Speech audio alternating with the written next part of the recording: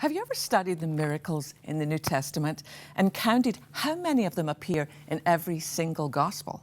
It's kind of an interesting study. I did it fairly recently and I discovered some of the most significant miracles actually only occur in one gospel. If you think of bringing Lazarus back from the dead, for example, that only appears in John's gospel.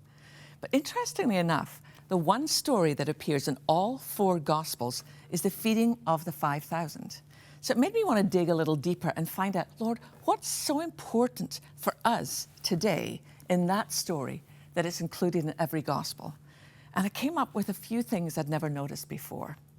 One of the things I think is interesting is obviously if you have 5,000 men, because in those days they only counted the men, you've got probably 11,000, 12,000 people with wives and children and grandparents.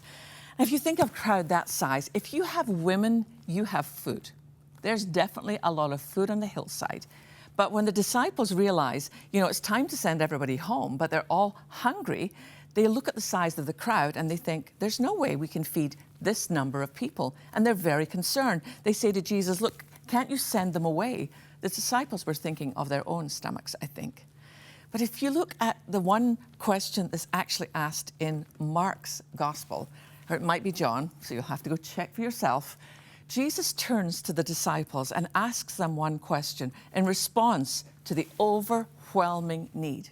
He asks them this: what do you have? And the only thing that had been offered was a little boy offered his lunch. I know there was more food than that, but everybody else looked at what they had and thought, well, this isn't enough. The little boy gave what he had.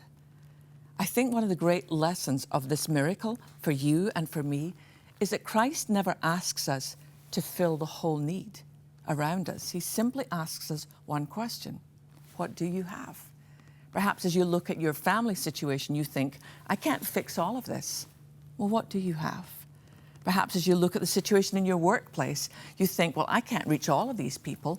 I don't have enough. Well, what do you have?